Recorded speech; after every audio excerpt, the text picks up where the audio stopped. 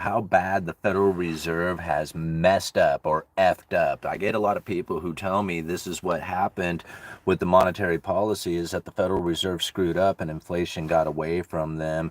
And now they're trying to get inflation under control, and they're having a very difficult time doing that. And it's at the pain of most people out there who have to experience the higher prices without the wages increasing to keep up with those higher prices. And those people at the bottom end of the line, they suffer the most with this. So as we watch the Federal Reserve try to figure out what it is that they plan on doing going into the future, most people look at the Federal Reserve as causing the pain and misery that's in their life. And now this is like the prominent narrative out there. And somehow by lowering interest rates, it's going to be a benefit to the people out there. And they're going to all be holding hands singing Kumbaya if that was to take place. Now, this is not my stating it.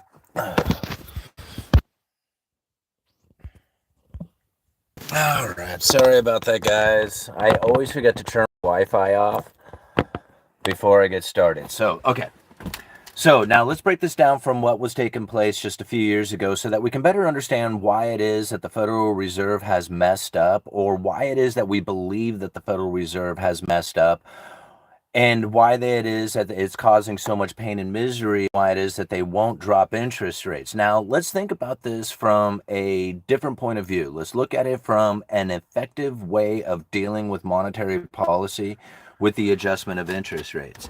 Because typically the Federal Reserve would want to stimulate the economy by lowering interest rates around 5%. Now, this is a very common, like, economics 101 thought, right? If the Federal Reserve lowers interest rates 5%, this is going to be able to stimulate the economy, people going out there buying houses, cars, going on vacation, doing the consuming, right? So this is a very common thought. However, if the Federal Reserve is at the lower bound of zero, no more downward adjustment in interest rates can take place. And this is the major problem that the Federal Reserve was facing just a few years ago. Like 10 years ago, major problem. Even 5 years ago, it was still a problem for the Federal Reserve. But COVID changed everything. Now, a lot of people say that they lost control during COVID, but if you go back and you listen to some of the things that the Federal Reserve was planning at that time, COVID actually saved their monetary policy. Now, comes down to something called the makeup strategy. I left links down in the description for you guys. You can go check this out for yourself. And in these makeup strategies, they are talking about allowing inflation to run extra hot, extra long for an extended period of time to make up for the fact that the inflationary scenario had failed to be achieved over the previous 10 years. Now, this is a concept that is not well discussed. It was common at the time. Like, people talked about it, but it wasn't really internalized to the people's thought out there, the narrative on how this was like limiting the Federal Reserve. Okay? So now go and take a look at some of those links down in the description, and you're going to find where the makeup strategy was planning on allowing this inflationary scenario to run extra hot, extra long. Think about this for just a second. This makeup strategy exists. It exists out there. Why? I mean, for people to think, okay, well, the Federal Reserve lost control of inflation, I'm thinking you do realize that there was a policy that was considered just a few years ago to allow this very thing to happen. Now, maybe it wouldn't have been so obnoxious and out of control appearing to most people out there if it was to go through the guidelines of what the Federal Reserve was hoping to do for a makeup strategy. But when COVID came in and severed the supply chain and the stimulus packages were handed out and the inflationary scenario was taking off, this was putting the Federal Reserve in a position in which that they were hoping to be in.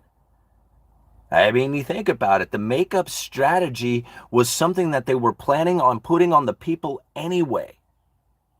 Allowing inflation to run extra hot, extra long for an extended period of time. And this is incredible to think. Now, here, I am going, let me see, do I have it? Yeah, I left it down in the links of the description, the makeup strategy. But I'm going to go and take you to Jerome Powell's speech. given in August of 2020. It was August 27th of 2020. Right? And it says this: the persistent undershoot of inflation from our 2% long-run objective is a cause for concern. Now, this should be really like attention-grabbing for people. The persistent undershoot of inflation from the 2% objective is a cause for concern. Now, this is August of 2020. It wasn't but just a few years ago, the previous 10 years, that the Federal Reserve went on one of the most massive money printing actually, it was the most massive money printing in the history of time, taking the balance sheet of $850 billion to over $4.5 trillion, and they could fail. They absolutely failed to find the inflationary scenario that they were looking for. All the money printing failed them. Says the persistent undershoot of inflation from the 2% long-run objective is a cause for concern. Many find it counterintuitive that the Fed would want to push up inflation. Remember, this is August of 2020, before the inflationary scenario had taken place. Many find it counterintuitive that the Fed would want to push up inflation. After all, low and stable inflation is essential for a well-functioning economy. And we are certainly mindful that higher prices for essential items such as food, gasoline, and shelter add to the burdens faced by many families, especially those struggling with lost jobs and incomes. Right there, they knew it. They knew that inflation would be a painful experience with the people at the bottom end. They knew it would. They had a makeup strategy to allow inflation to run extra hot, extra long for an extended period of time, at the same time admitting that it was going to be a painful experience for the people at the bottom end. Right? I mean, it says it right there, right? Certainly mindful that higher prices, they know, we're mindful of it. We are aware, right, that higher prices for essential items such as food, gasoline, and shelter add to the burdens faced by many families. Many.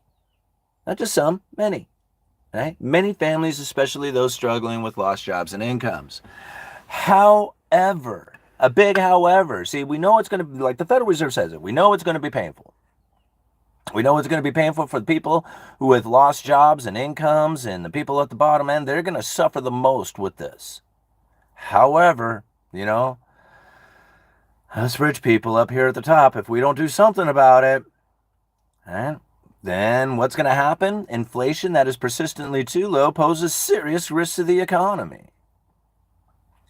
Inflation that runs below its desired level can lead to an unwelcome fall in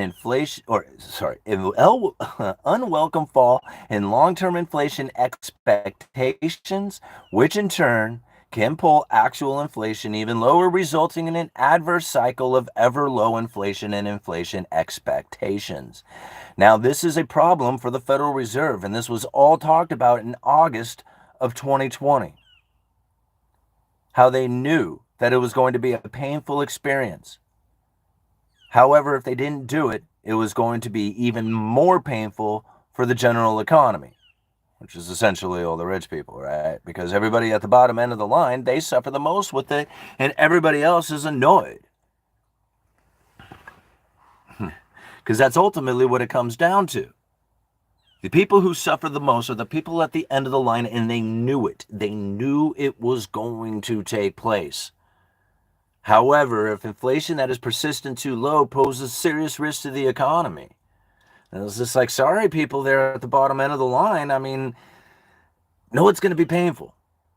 However, if it doesn't happen, the whole economy suffers. So, you're going to have to suffer. You're just going to have to suffer. That's it. That's all there is to it. They knew it. See, people said that Fed effed up. They didn't F up. It's painful experience. They knew that it was going to be painful for you. You feel that it's effed up because it is effed up to you, right? That's exactly what it is. But they said it. It was going to, hey, we're going to do this effed up thing to you, right? It's going to be a painful experience. And if we don't do it, it's going to pose serious risk to the economy. So yeah, it's pretty effed up, but you're going to have to just take the punishment because you suffer at the end of the line. Everybody else is just going to have to be annoyed. Oh man, expensive prices on everything. Oh gee whiz, that's real bummer story for the rich elite, right? But it's a tragic story for everybody at the end of the line. Understanding that they knew that this was going to happen. I mean, otherwise they wouldn't have had this makeup strategy to begin with. I mean, the fact that they sat there and tried to contemplate an idea on what it was that they were going to do, with the fact that they were trying to operate at the lower bound of zero with interest rates, and it was failing to produce an inflationary scenario no matter how much money they were printing. They took quantitative easing on a percentage basis that was far more extreme than what we had experienced during COVID, back during the great financial crisis. 850 billion to over 4.5 trillion. It was a quadrupling of the money supply of the balance sheet. And it failed to produce an inflationary scenario. Here we got COVID that doubled the money supply. Don't get me wrong, it was a lot of money, right? On a number basis, it was a lot of money. But it failed, but it was not nearly as much as what the quantitative easing of 1, 2, 3, and 4 did on a percentage basis that failed to produce an inflationary scenario. To understand why and how it is that the Federal Reserve was in a desperate mode to try and stimulate inflation somehow within the economy, knowing it was going to be an incredible burden on the families at the lower end with lost jobs and incomes. See, this is why it feels so effed up to people. Is then they say that the Fed effed up, but they didn't. It's a painful experience to you, and they warned you. You didn't, like most people don't hear them because they don't know what the Federal Reserve is to begin with. Right? And since it seems that everybody wants to blame Jerome Powell when he's out of the position of being chairman, everybody's going to be like, oh, great. That dude who was causing all the pain, he's gone. Maybe he won't be causing pain anymore, not realizing that the painful experience was something that the monetary policy was absolute in desperation mode to be in, that you had to experience in order to save it.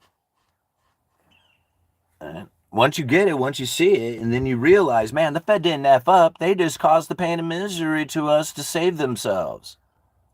To save the system, right?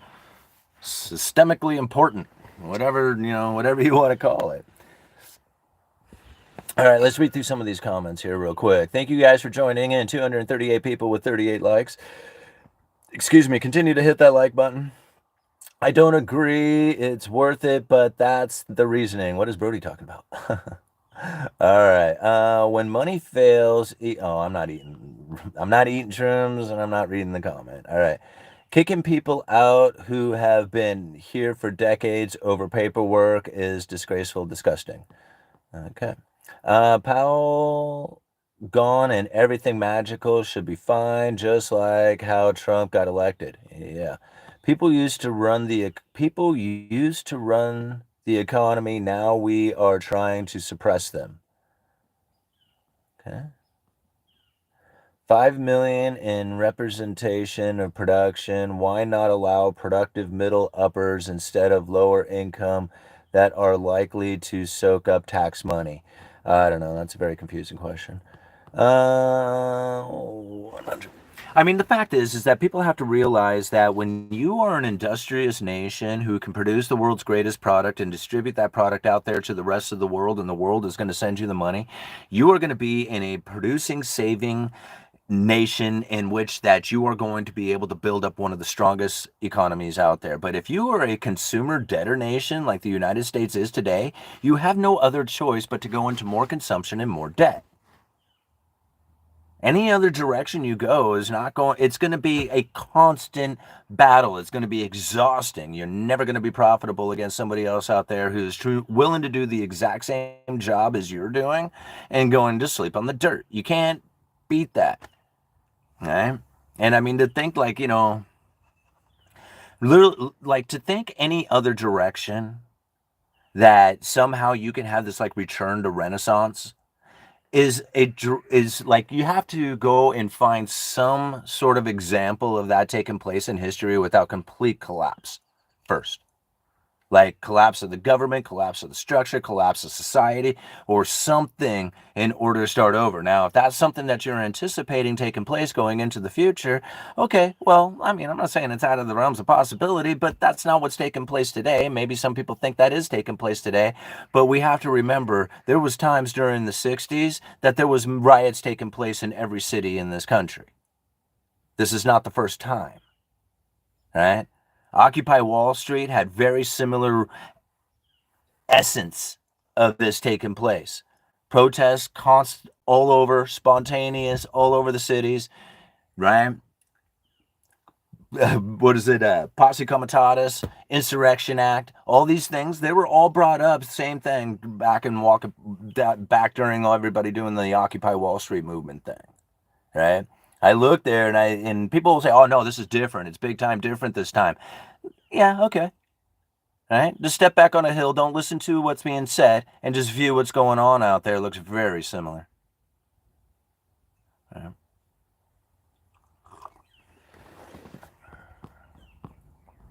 right. How many here are heavily invested? I don't really have much cash. Everything I have is in some sort of asset. Crypto assets, which is the majority of it, not by my choice. That just happened to be the case because Bitcoin just does so amazingly well as far as, constantly moving up in price.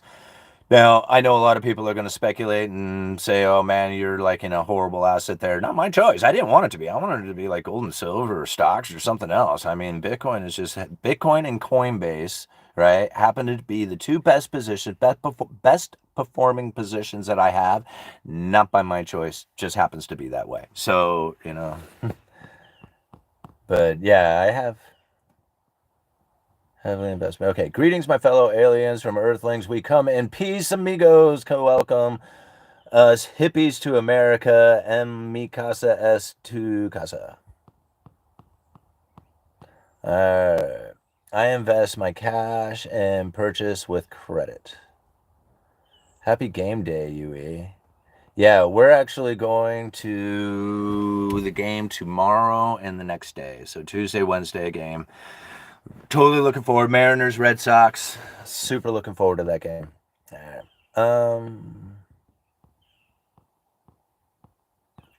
Crypto will be hacked when AI gets more powerful. Okie dokie. And if that's the case, then so be it.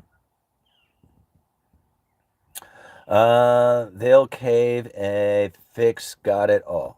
Huh. All right. Let's cruise back up here a little ways. Brody, the justification for inflation is that technology imposes deflationary forces. And so, if the economy grows at about 2% per year, averaging 2% inflation ought to countervail that to avoid depressions. Sox fan? Absolutely, I'm a Sox fan. My dad was born and raised in Fall River, Massachusetts, so we were kind of cursed with being Red Sox fans. And yeah, I don't really have much choice in the matter. All right. What do you call science? Two men can have a baby and safe and effective. All right. Look how much we saved with DOGE. Predictions for Wednesday. All right. How's your week looking? Looking, Simon? Looks awesome. Every week looks awesome for me. All right. Do we have any questions about, I love how you guys just talk about everything under the sun other than what the topic that we're talking about. I mean, credible threat theory runs abound right now, and I think about how it is that if you can lower. Actually, you think about it, if you lower the inflation and you keep an elevated interest rates, you are actually restricting the economy because you're raising the real interest rates. Right?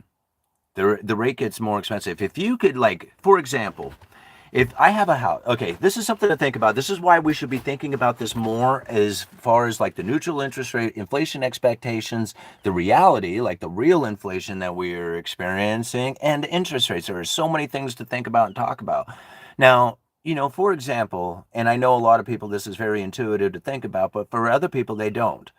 I have a house with a mortgage payment that has a 3 1/8% interest rate on it. right? So 3 1/8 is really, really low. Like, it's not down in the 2% like some people got, but 3 1/8 is really dang good.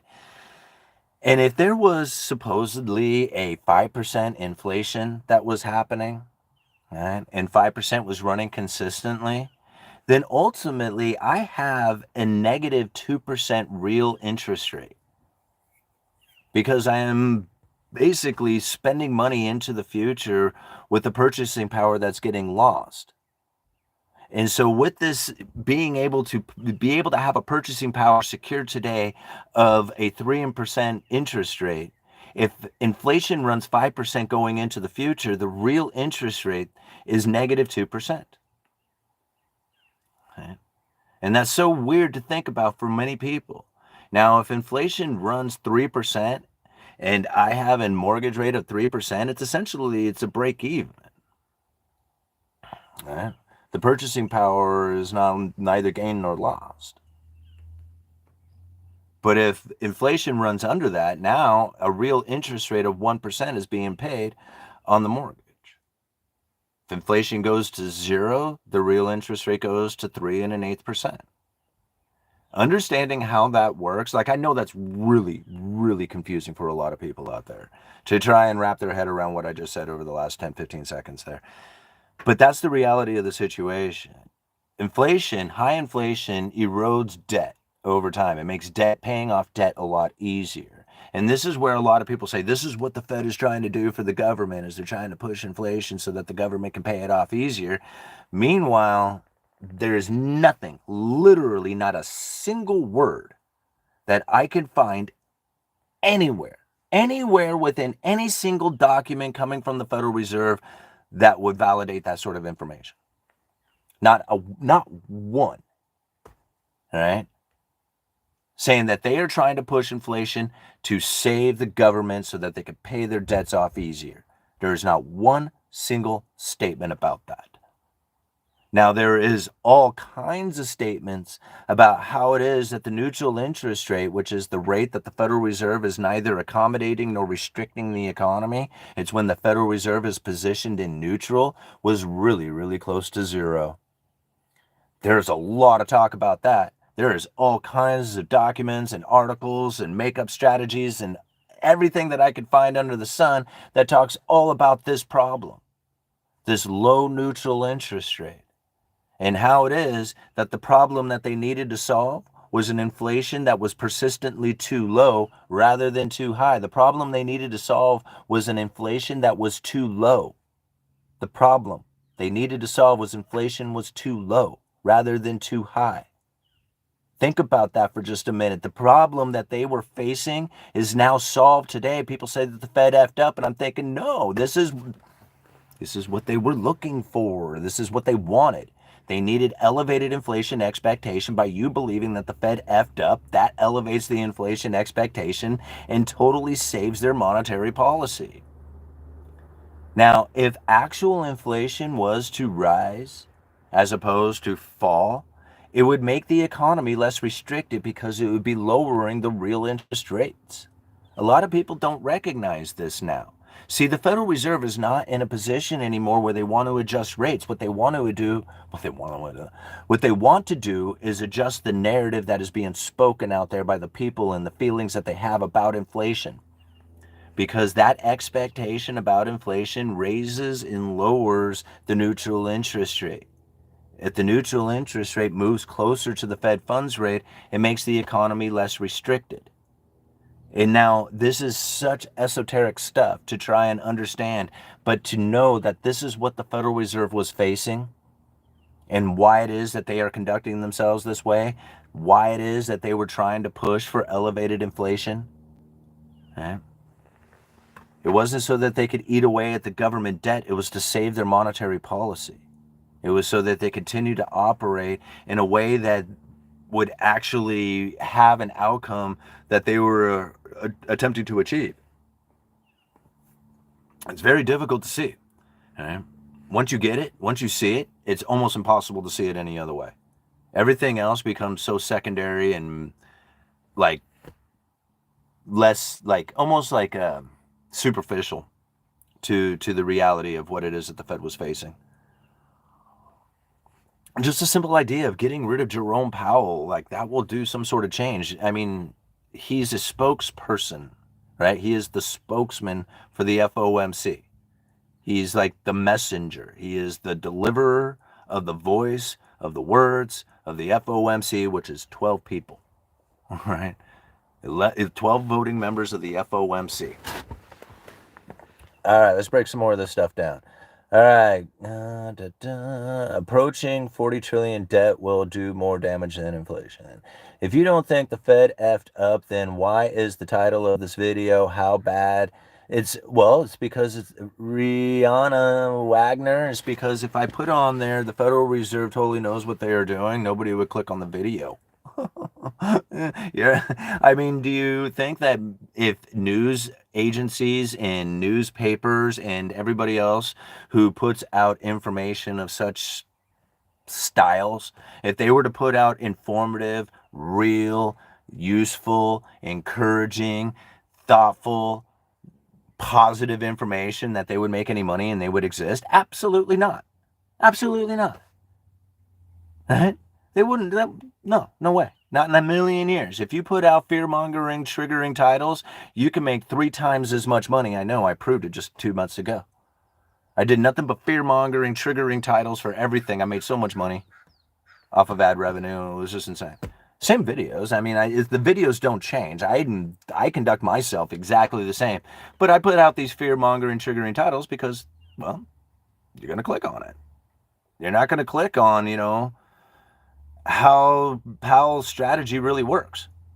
Like if I titled it Powell's strategy really worked, nobody would watch that. If I type Fed effed up and ruined your life, oh man, all kinds of views.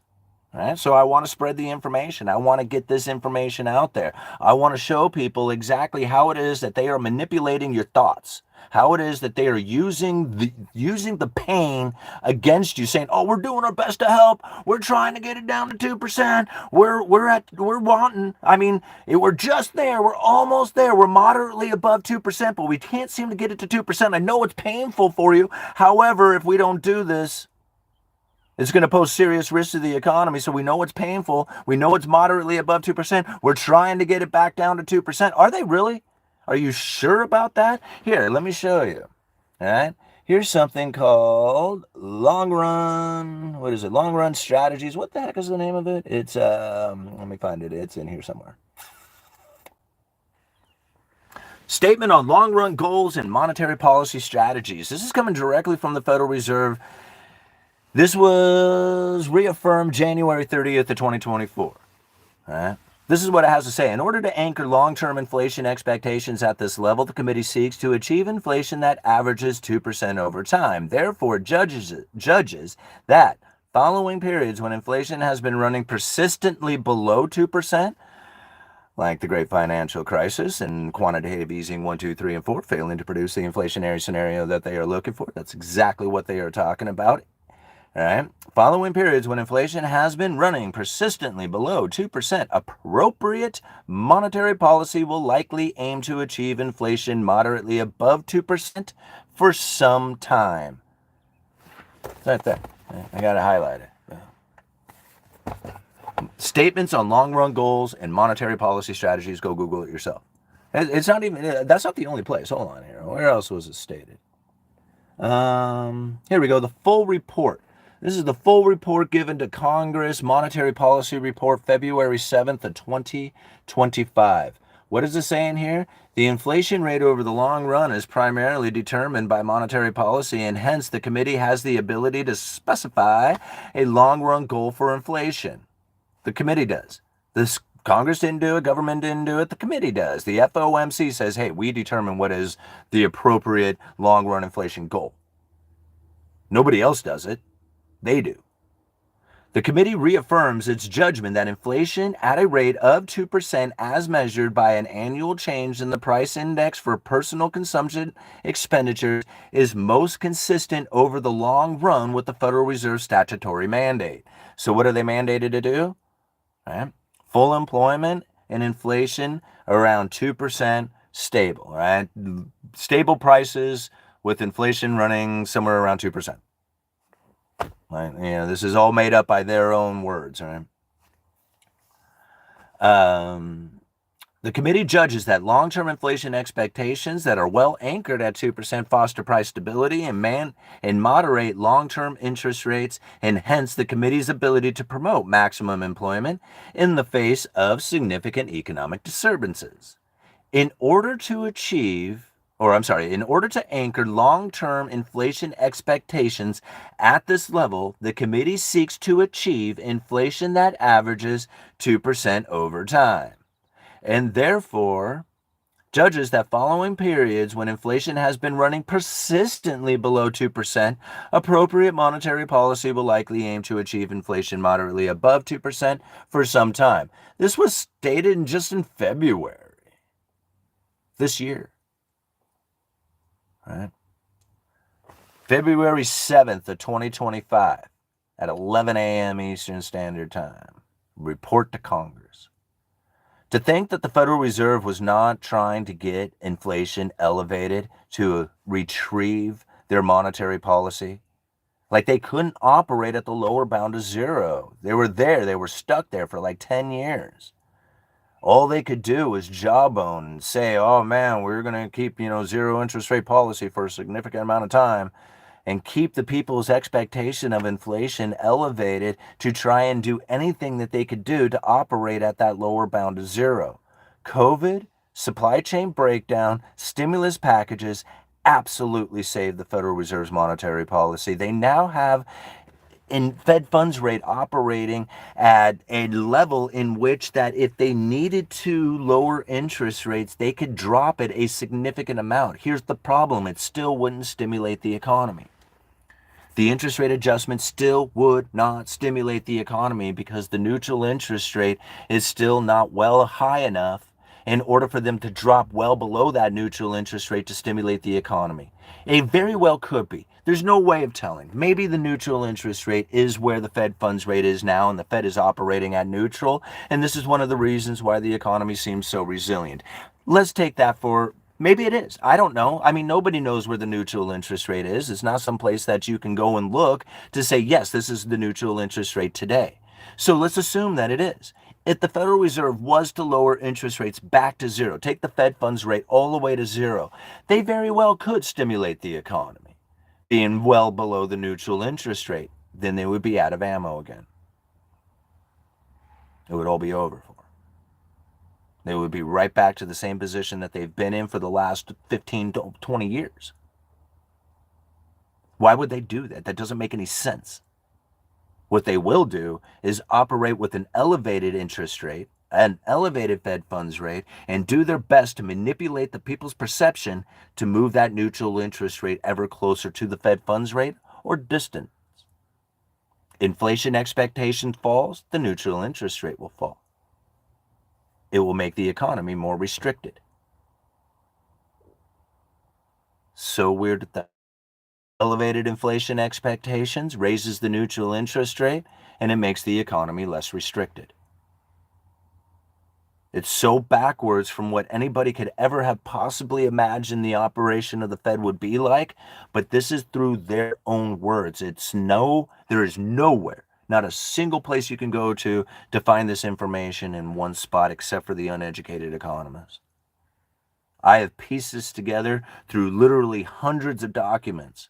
And I bring this together in a way that I believe is the most appropriate fashion for understanding what it is as a working class individual to make the most appropriate decisions for yourself. This is difficult stuff to internalize. Right? I break it down every single day for you guys, and I hope that understanding it will then give you the ability to invest appropriately, to do that business, to buy that house or that car, whether or not to make that decision. Being wishful and hopeful is not nearly as beneficial to your outcome as making logical, understanding decisions based off of what it is that the Federal Reserve has stated for their own monetary policy. I'll keep doing it for you guys. I'm going to keep breaking this stuff down. We're internalizing Cantillon's essay. We're breaking down the 4 economic theories. And we're understanding monetary policy in a way that actually benefits the working class. Okay? whether or not you're trying to get your investment started or get your business started or just trying to figure out how to get your paycheck to stretch a little further. It's not a good time to make money. Absolutely, it's a good time to make money. MMA freaks. Never has there ever been a better time to make money than now, right now. This drives me crazy when I think about how it is that people say don't try right now when there's so many people out there who are absolutely kicking ass right now doing it. Don't think that you can't, right? Now is a good time to make money. Every single minute of every single day is a good time to make money. Go out there and chase excellence, right? I mean, I think about all those people the other day, and don't get me wrong, if you're a protest out there making it for, I take it to the streets. I love it when I see it, right? When people take it to the streets, that's like, man, I love it. I love watching protests. I'm not participating in screaming, crime, breaking stuff, graffiti, all that other stuff. That doesn't do anything. That doesn't change anybody's minds. And in fact, it probably solidifies their opposite opinion because of the way that you conduct yourself. When it comes to being an activist, I understand what it is to be an activist. Okay? And so when I look out there and I see all those people stomping their feet and making a bunch of noise and doing all that, I'm thinking, man, competition? There it is. There's your competition. How tough is it out there when that's your competition? It's a lot easier than people think. But it is hard work. It's consistent. Enjoy it. Own the hard work. It's fun, right? Every single day. People there was a time in my life that I thought getting drunk and high every single day was fun. I thought that was the fun thing in my life. And I looked and pursued for that every single day. That's what I tried to do. When I gave it all up and I started paying off my debts and I started paying my bills and I started acquiring assets and I realized, man, that is way funner. That is way funner than getting stoned. Yeah. All these people out there who are complaining and crying about, the way that the situation is out there and how difficult it is. And I totally agree. There are some messed up things out there. If you are in a messed up situation, it's upon you to figure out what it is that you need to do.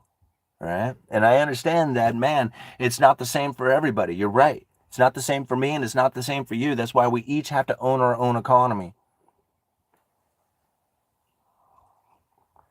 Go out there and make the change. I mean, if that out there making that noise and stomping your feet and bringing on the crowds, if you believe that is truly meaningful to your life, that makes the change, go for it. Absolutely go for it. I don't blame you one little bit. In fact, I'm proud to see it. I'm glad to know that it can still happen in this country. Okay? And I encourage people to go out there and do it. But me personally, I got other things to support my family with. I gotta go. I'm sorry. Right? I got other things going on. All right. My small business makes more than $200,000 a year. Definitely a glorious time.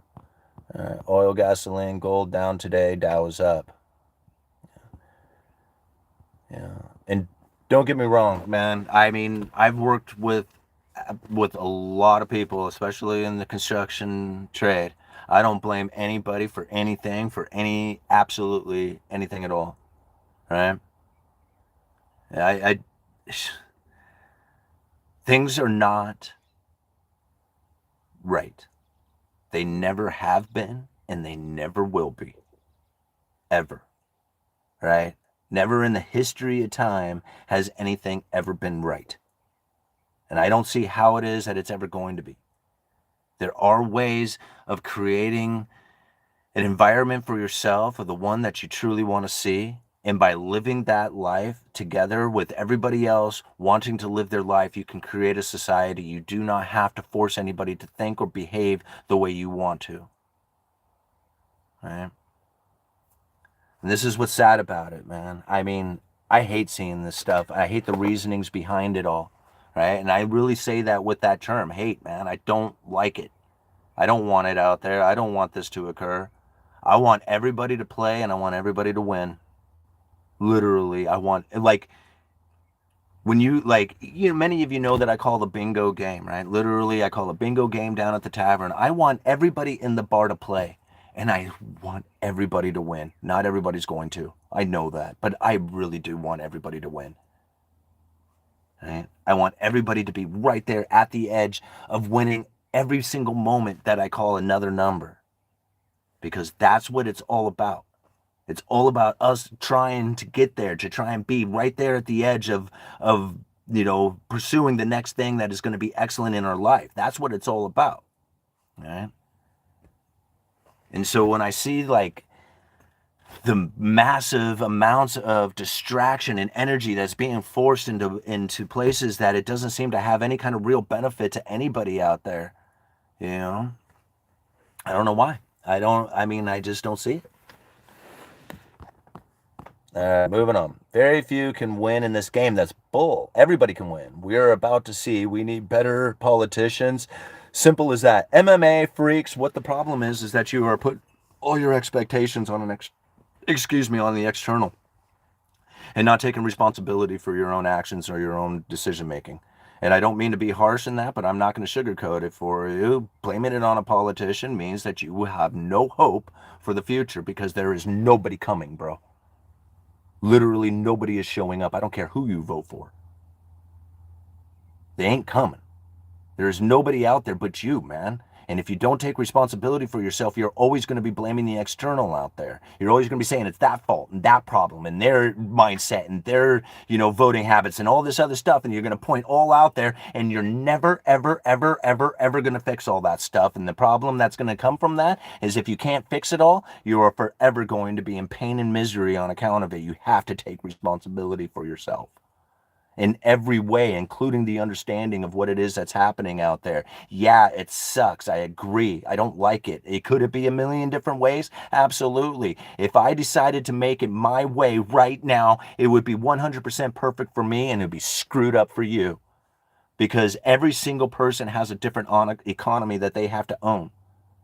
And by thinking that there's somebody out there who's going to be able to fix it so that everybody can hold hands and say, yes, this is perfect for us, it's delusional thinking. There has never been a time in history that that's occurred, and there's no way to think that there's going to be one going into the future. All right? Think about it right now, man. There are people out there who are killing it right now. They are doing it today. They are positioning themselves in a way that is going to benefit them going into the future. They are not. All right, there we go. We're back. All right, there we go. We're back. All right. What are you guys doing out there? Stop honking the horn.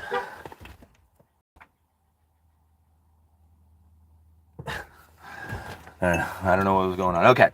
We're back. Yes, I hit the lottery. What else? Okay. Sorry about that, guys. My connection out here in the country isn't that great, and the Wi-Fi is just absolutely terrible. So, okay.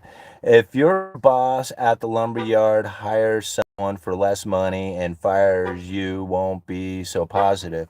Jimmy Hat? Well, yeah, I mean, that's a very real possibility that he could hire somebody else and replace me. The only problem is that I have positioned myself in such a way that it's very difficult to replace me. I am very, very good at what I do. I am very efficient. I do more in sales than just about anybody out there. And when I am talking with customers, not only do I have the confidence in what it is that I am selling, but I have the ability to perform exactly what it is that I have promised to the customer I'm going to do. Most people who are in this industry, it takes years, like decades, to figure out how it is that you can perform and to the level that I have. And I am not trying to toot my own horn, but I'm at the top in this game. I'm an all-star in it. All right. Again, like, I'm in a small area in the middle of nowhere, but you could drop me into any town, anywhere, any city, and I will perform at the same level. I'm that good at it. All right. So I'm not stressed. This job that I hold is one, oh man, a bee, really? Many of you know that I'm allergic to bees. And I am not wanting to get stung right now. So yeah, that very well could happen, and it could take place. Now, granted, I am not trying to be cocky or arrogant about it, but there is a lot of reasons why I happen to choose the position or the company that I went to work for. And one of them is that he owns it outright. He owns the property, he owns the equipment, You know, things could slow down, and he could be there by himself, peddling his hardware and lumber, and still have a business because he's not subject to any bank. Right? Nobody's going to come in and say, "Hey, man, we're shutting down your company. This receivership company's coming in." Like I experienced that with many other lumber yards, but I don't anticipate that with this one. Alrighty, guys, you're a star in your own mind. Well, whatever, Piers. I mean, I know my game. I know my worth. Right? I know what it is that I am doing out there. I have been recruited many times from other lumber yards to go and do sales for them. Right? I am not trying to, brag it up to say, hey, man, I like the best in the game or whatever. I just know what I am doing. I really know what I'm doing when it comes to it. And I'm not like, whatever. Short-sighted management and ownership does that all the time, releasing experienced hands for cheap new ones. Yeah, but that's not the guy I work for. All right. Did you go to the Goonies 40th anniversary in Astoria? No, I didn't do any of that. You know what's funny about Astorians? People from Astoria, we love the Goonies movie. We really, really love the movie. It's a great movie. We hate everything else about it. We don't like all the hype. We don't like all the attractions, all the swag from it. Like that part, like the only people who get into it are people who are trying to sell the merchandise to tourists or something like that. But for the most part, people from Astoria, we really like the movie, but we don't like anything else about it. All right. Eventually, he will get old and sell the yard. You're right. And I agree. There's probably, a chance that he may sell it to his son, but his son may want to do something else with his life. He's got prime real estate. I would not be surprised if he does sell it. I am not anticipating that I'm going to have this job forever. All right? There's going to come some point in my life where I'm going to have to move on. I know that. Right? Whether it's just the way that the sales are being done, because I can already see how I'm getting phased out anyway.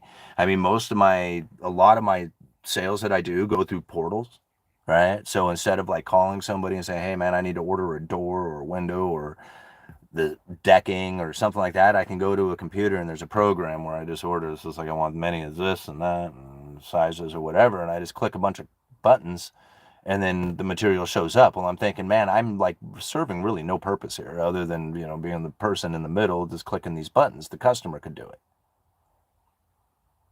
Okay? And that's it. I'm no longer needed.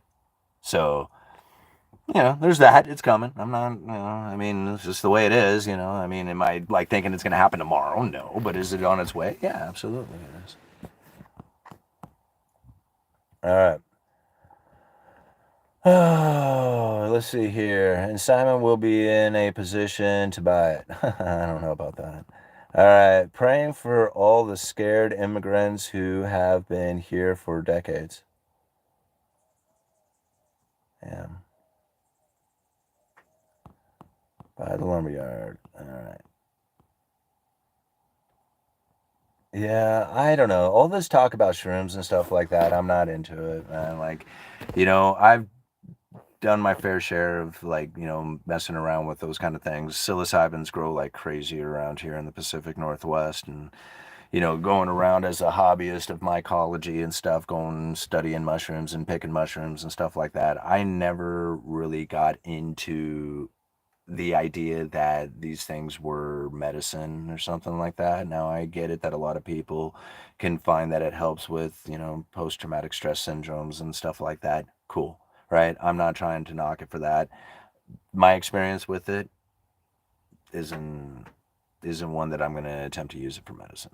Right? It's just like my experience with it is like, yeah, they're pretty powerful. All right. Are you ever going to start your own business? And if so, can you give me a forklift job there? That's pretty interesting. This is my business, right? Isn't doing YouTube my business? All right, Simon, you've talked about how much you've learned from listening to Peter Schiff and that you both appreciate and that, yeah, I do.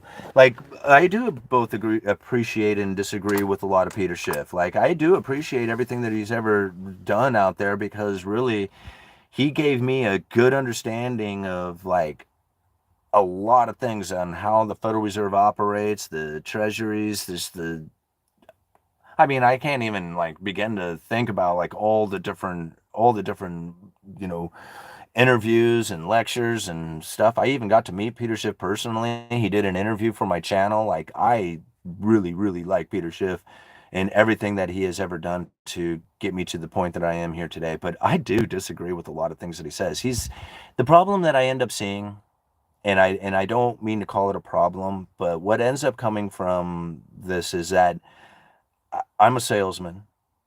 He's a salesman. And I recognize the tactics. He's a gold salesman. He's trying to sell gold. So he's not going to sell you any kind of information that leads you into any direction other than that of the purchasing of gold. So, like that of cryptocurrencies, and like I've said it before and I'll say it again, is by far the best position that I have inside of everything that I have ever purchased. I'll say to maybe this house, right? The buying of this house. Cryptocurrencies, Bitcoin has like dominated everything that I have ever purchased. Right? And as you know, Peter Schiff, you know, he doesn't really like Bitcoin that much.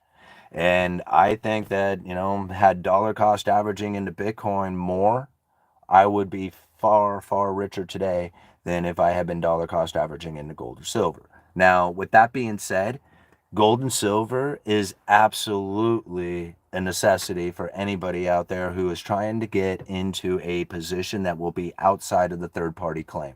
Having that insurance policy that is away from the banking system, from the governments, from financial institutions in general, from anything else out there, there's really nothing else like gold and silver. So knowing that gold and silver is by far one of the most important things that you should be having, especially in your personal possessions,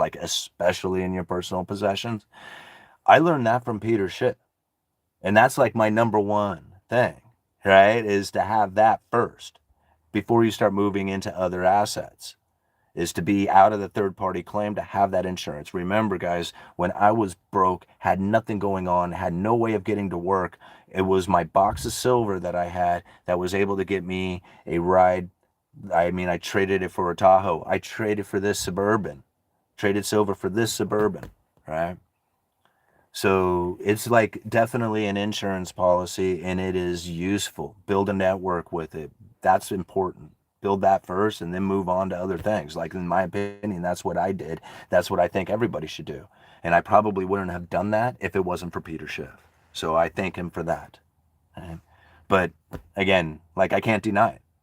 Bitcoin, cryptocurrencies, dominated everything else. Like, just did so well. And I'm going to continue to buy into Bitcoin, right? Including gold and silver. But what's going on? Where is it me sitting on it or something? What's going on here? I don't see it. Oh, is it? Oh, that's the seatbelt. All right. Somebody's honking the horn. I think it's me, but I don't know. Anyway.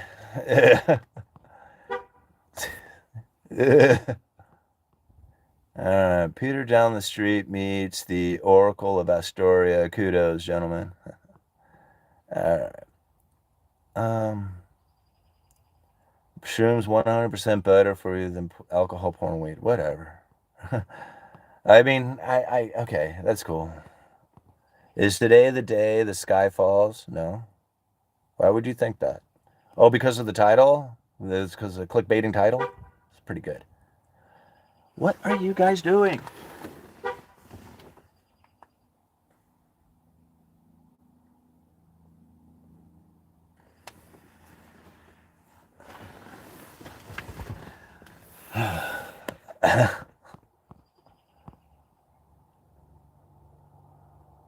Alright, smashing. I don't get it. I don't know what they're doing in there.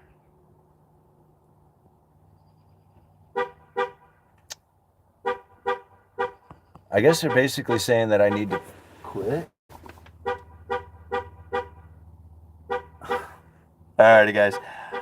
This is fun, but I am not going to continue to do this live stream with the horn going off like that. So I'm going to go figure out what's going on there, and I need to go and do like the lawn mowing and stuff like that. And this was a lot of fun, but I think an hour into the live stream is probably good enough. So, all right, you guys are awesome. Thank you so much for being here. Links down in the description.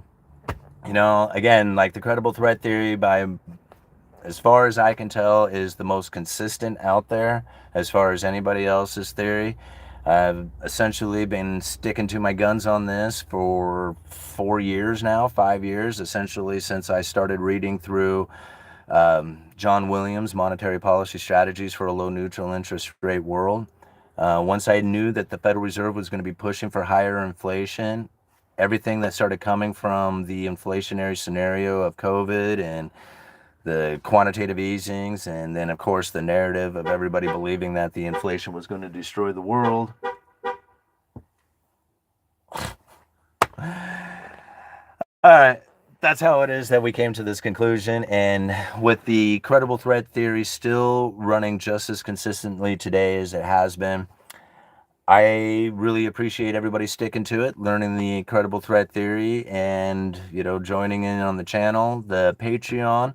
I really appreciate people going over to the Patreon and checking that out. I'm going to do a little self-promotion here for a minute. We've been posting some stuff there. It is me writing up some articles, and then again, like, I'm having AI kind of go through it to clean it up to make it like easier to read.